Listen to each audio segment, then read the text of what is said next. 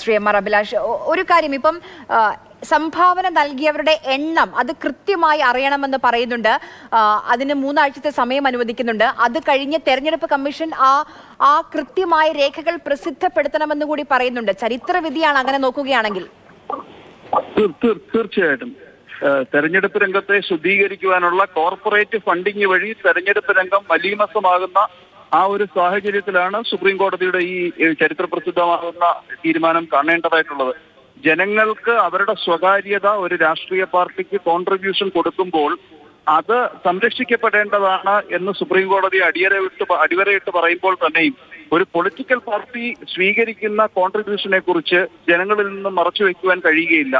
അപ്പം അത്തരത്തിൽ ഭരണഘടനയുടെ 14-ാം വകുപ്പ് പ്രകാരം സ്വതന്ത്രവും നീതിപൂർവകവുമായ തെരഞ്ഞെടുപ്പ് സംരക്ഷിക്കുക എന്നത് അല്ലെങ്കിൽ ഉറപ്പുവരുത്തുക എന്നുള്ളത് ഇന്ത്യൻ ഭരണഘടനയുടെ ഒരു മൗലിക ശിലയാണ്, ബേസിക് സ്ട്രക്ചറിന്റെ ഭാഗമാണ് എന്ന ഉൾക്കൊള്ളലിൽ നിന്നാണ് ഇന്ത്യൻ ഭരണഘടനയുടെ 19-ാം വകുപ്പും 14-ാം വകുപ്പും കൂടെ ചേർത്ത് വായിച്ചുകൊണ്ട് ഇത്ര വളരെ വ്യക്തവും സുദൃഢവുമായ ഒരു പ്രഖ്യാപനം ഇലക്ട്രൽ ബോണ്ട് സ്കീം ഇൻവാലിഡേറ്റ് ചെയ്യുന്നതിലൂടെ സുപ്രീം കോടതിയിൽ നിന്നുണ്ടായിരിക്കുന്നത്.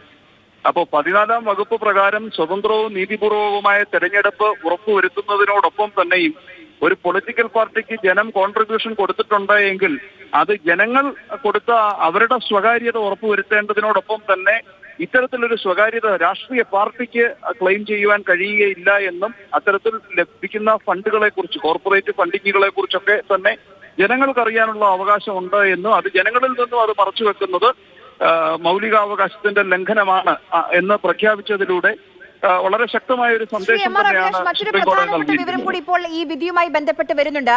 ഈ ഇപ്പോൾ പണമാക്കി മാറ്റാത്ത ബോണ്ടുകൾ ഉണ്ടല്ലോ, അത് രാഷ്ട്രീയ പാർട്ടികൾ മടക്കി നൽകണമെന്ന് കൂടി ആ വിധിയിലുണ്ട്. തീർച്ചയായിട്ടും അങ്ങനെ മടക്കി നൽകുമ്പോൾ മാത്രമല്ലേ സുപ്രീം കോടതിയുടെ ഈ വിധിക്ക് ഒരു പ്രസക്തി ഉണ്ടാകുകയുള്ളൂ.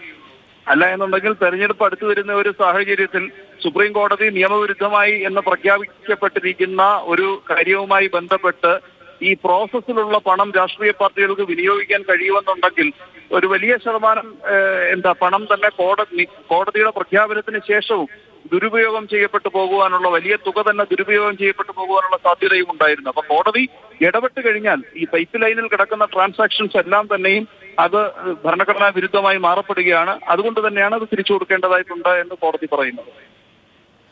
ഒരുപക്ഷെ പ്രതിപക്ഷത്തിനെതിരെ കേന്ദ്ര സർക്കാർ കൊണ്ടുവന്ന ഏറ്റവും വലിയ, 1-ാം മോദി സർക്കാരിന്റെ ഏറ്റവും വലിയൊരു സർജിക്കൽ സ്ട്രൈക്ക് ആയിരുന്നു ഇലക്ട്രൽ ബോണ്ട്. ഇപ്പം ഈ കണക്കുകളൊക്കെ നോക്കുകയാണെങ്കിൽ പോലും ഒരു 90% ഈ സംഭാവന ലഭിച്ചിരിക്കുന്നത് BJPക്കാണ്. ഒരു തെരഞ്ഞെടുപ്പ് മുൻപിൽ നിൽക്കുമ്പോൾ ഇത് എത്രത്തോളം വലിയൊരു തിരിച്ചടിയായിരിക്കും അവർക്ക്?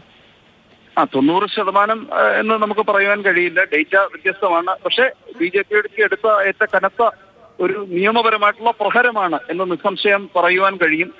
അധികാരത്തിലിരിക്കുന്ന പാർട്ടിയെ സംബന്ധിച്ചിടത്തോളം നയങ്ങൾ മാറ്റുന്നതിലൂടെ അല്ലെങ്കിൽ നയപരമായ തീരുമാനങ്ങൾ എടുക്കുന്നതിലൂടെ കോർപ്പറേറ്റ് ഫണ്ടിങ് അവർക്ക് അട്രാക്ട് ചെയ്യുവാൻ കഴിയും എന്ന ഒരു സാധ്യതയും വസ്തുതയും നിലനിൽക്കുന്നിടത്താണ് സുപ്രീം കോടതിയുടെ ഈ ഒരു വിധിയെ നാം കാണേണ്ടതായിട്ടുള്ളത്. തെരഞ്ഞെടുപ്പിന്റെ പടിവാതിൽക്കൽ നിൽക്കുമ്പോൾ ഇത്തരമൊരു പ്രഹരമേൽക്കുക എന്ന് പറയുന്നത് ഇനി വരാൻ പോകുന്ന ഇലക്ഷൻ എക്സ്പെൻഡിച്ചറിനെ ഒക്കെ അതിഗുരുതരമായി ഭരിക്കുന്ന പാർട്ടിയെ സംബന്ധിച്ചിടത്തോളം ബാധിക്കുന്നുണ്ടാവും.